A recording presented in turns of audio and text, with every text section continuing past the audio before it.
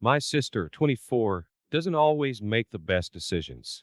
She can be somewhat impulsive and needs to do a better job of weighing long term consequences versus immediate gratification. She and I, 22 male, but has a lot growing up and have a love hate relationship with each other.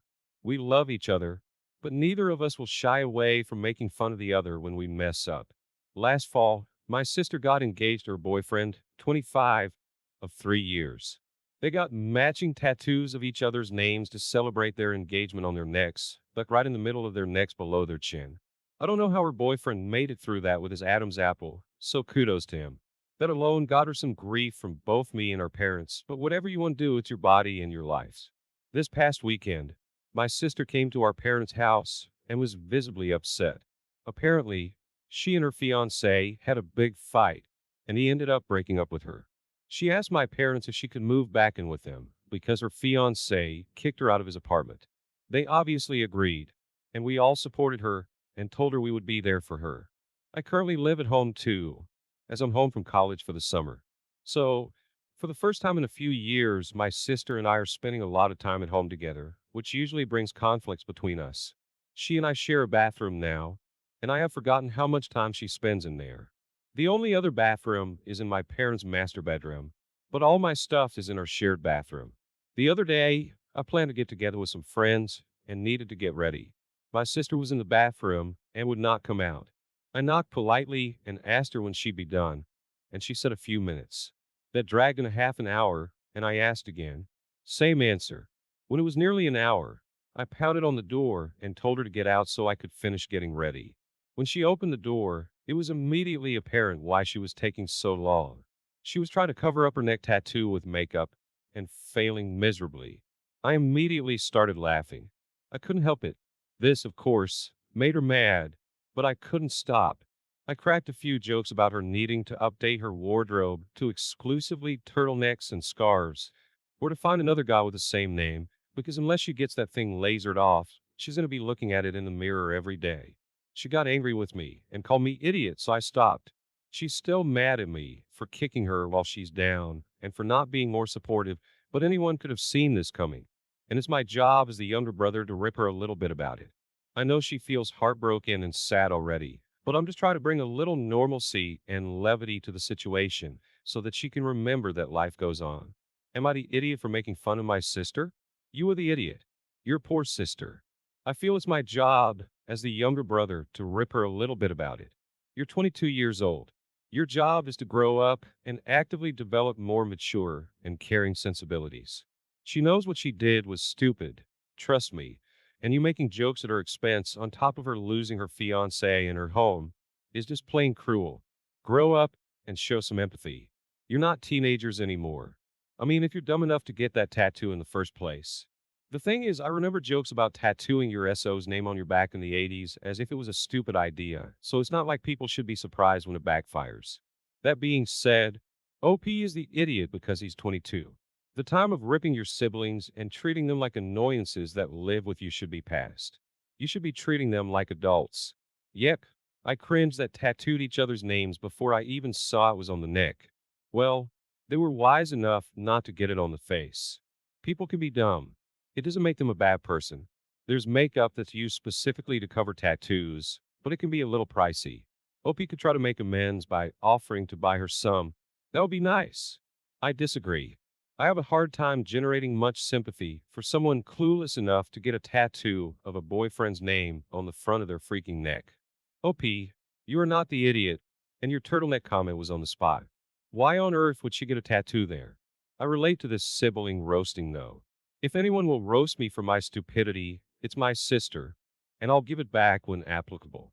There's a kid in my high school who got an article in the school newspaper published about him because he was homeless and managed to get into an Ivy League school. From what the article said, when he was 19, his parents had to leave the state, and he was left without a solid place to live, but lived with a couple of his friends' families throughout the year. He then wrote his college essay about homelessness and getting into an Ivy. I understand that being homeless doesn't necessarily mean living on the streets. Still, from the article, he was chilling at a couple of people's houses for months each and didn't have to seriously worry about where he was sleeping next. So I don't see that as homeless. Edit. He could have gone to his parents' place anytime. He had a 60K car, his parents paid for it, and they gave him an unlimited credit card. So, it's not that hard to get two states over. His parents are wealthy. The next time I saw him, he asked if I had read the article, and I confronted him, saying that it sounded like he wasn't really homeless and was embellishing for the sake of college essays. He got angry and called me a huge idiot and said it was still a struggle because he felt out of place living with his friends and eating their food.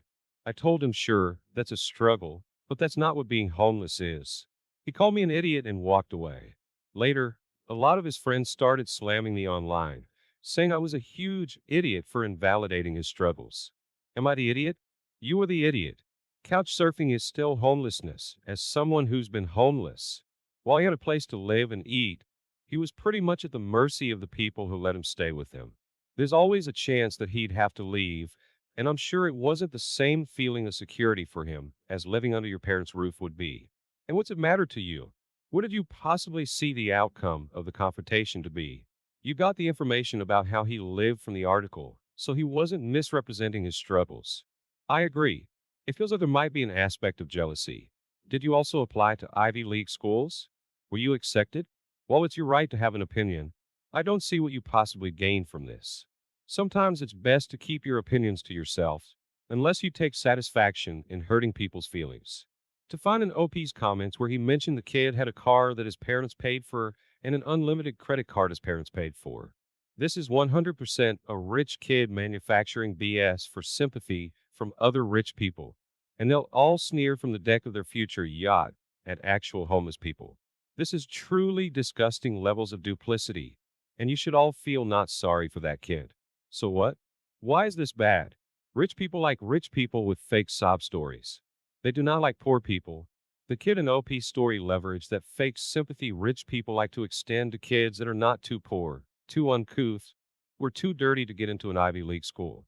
Meanwhile, actual high achieving kids that are homeless would not get a fraction of the same regard. Kids facing broken homes or foster care, bouncing from one tenuous situation to another, wouldn't get the benefit of being homeless. This was 100% manufactured homelessness for college applications. I've been getting pretty burnt out from work, and I've noticed myself getting tired a lot quicker and having barely any energy. I needed a day to myself to just relax, watch Netflix, read, play video games, etc., and not leave the apartment. Last Saturday, I told my girlfriend that that's what I would be doing on Sunday, since we had no plans. When we woke up Sunday morning, my girlfriend asked if we could go out for the day. I refused and told her she knew what I had planned for today. She just said she needs it for her mental health because she's feeling quite low. Since we were both off work on Monday, I mentioned that we could go out on Monday. She refused and asked if I could make my plans on Monday.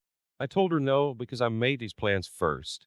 She mentioned again that she needed it for her mental health, and I just asked what about my mental health. I mentioned that she knew I had planned to relax because I was burnt out, so why is my mental health less important than hers? She said that that's not what she was saying, but that she needed to get out for the day. So I told her I wasn't stopping her from going anywhere. I pointed out that she could ask a friend to go or go on her own, but that I won't be going out today. She said I was being unfair to her because I knew she struggles with mental health issues, but I just repeated that her mental health doesn't automatically come before mine, and she knew about the plans I made. Am I the idiot for refusing to change my plans? Not the idiot. She's asking you to put her mental health before yours. You want a time alone to chill. She wants to go out and do something which she could do alone or with a friend or relative, but she's insisting that you have to do it. That's unreasonable. You both recharge in different ways, and she should respect that. And you offered to do it another day, so you're not the idiot.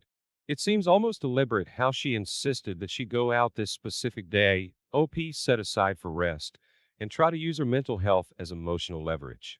The fact that she continued to push back is, I agree, worrying.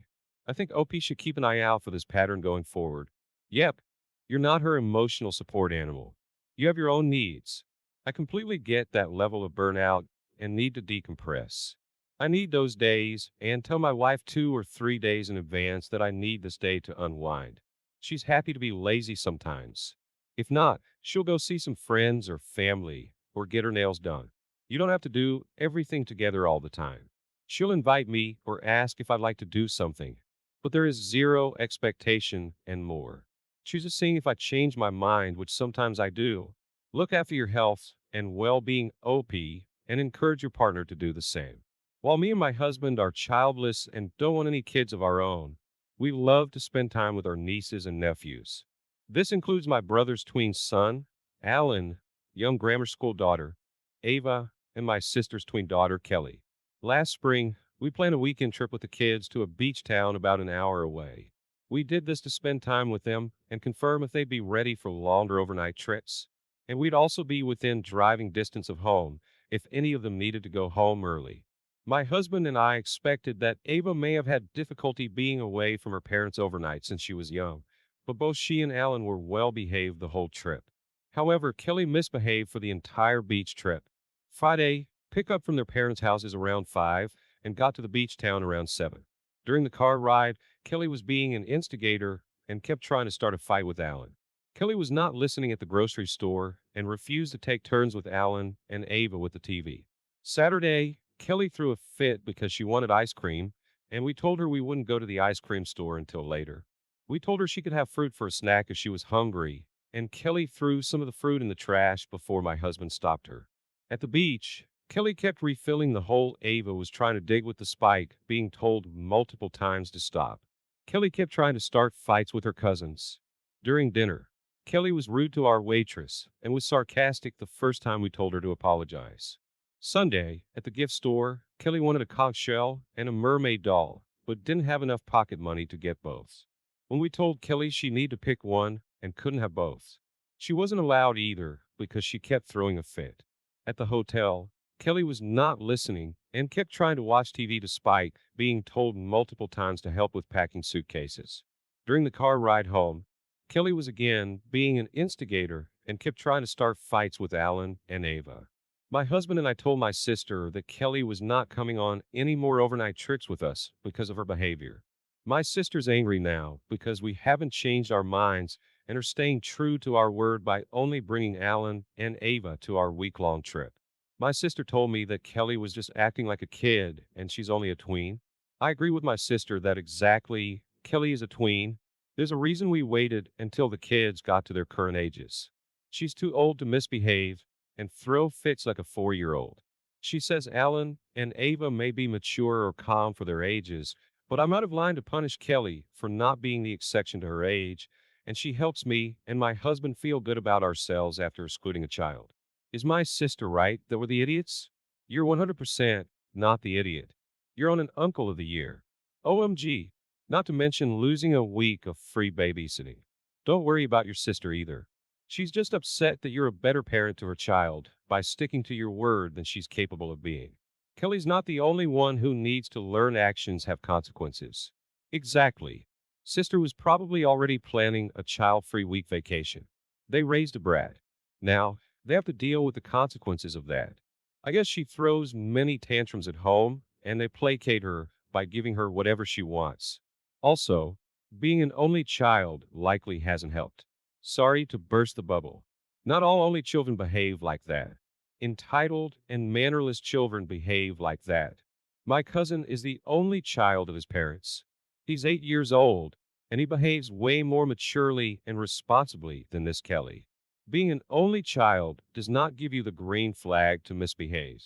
It's all part and parcel of the upbringing. We went to a birthday dinner for my daughter Maddie and her newish boyfriend Mike. They've been dating for about a year. We did gifts at the table, and Mike pulled out a box wrapped in blue paper, and it was a Tiffany bracelet. Growing up, I could never afford to give my children things like that. Maddie's other sisters were there, one with her husband who doesn't have family money, and my youngest daughter who's still a teenager. They both seemed uncomfortable as Mike put the bracelet on my daughter's wrist, and she showed it off. I pulled Mike aside later and asked him to give expensive gifts in private because my other daughters won't ever have anything that nice. He said no, he's not doing that because Maddie can have whatever she wants and her family needs to get used to it.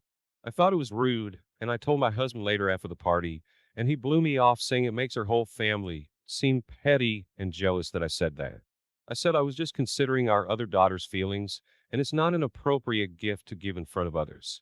My husband said what will happen when the big engagement ring or wedding comes along. Am I going to be petty then because Mike is serious about Maddie? I didn't think it was tacky of me, but the opposite because it's flaunting his money for no reason and others may get hurt feelings about the situation, and I'm just looking out for my other daughters as well. You are the idiot. It's not flaunting money for no reason. The reason is it was her birthday and she got a gift. What weird world do you live in where everyone is equal? Every group of siblings who are adults has someone who makes more money. That's life. And what a weird statement. Your other daughters will never have anything nice?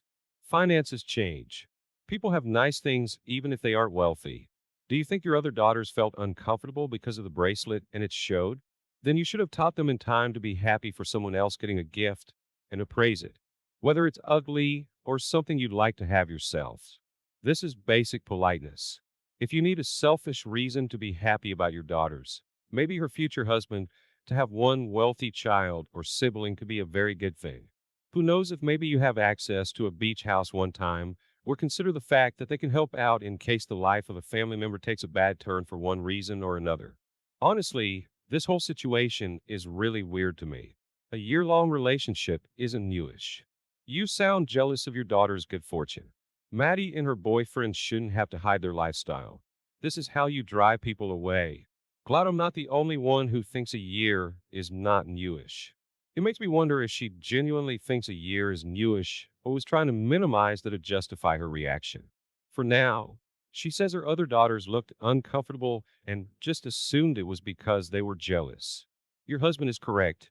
You're taking your feelings of inadequacy and projecting them onto your daughter.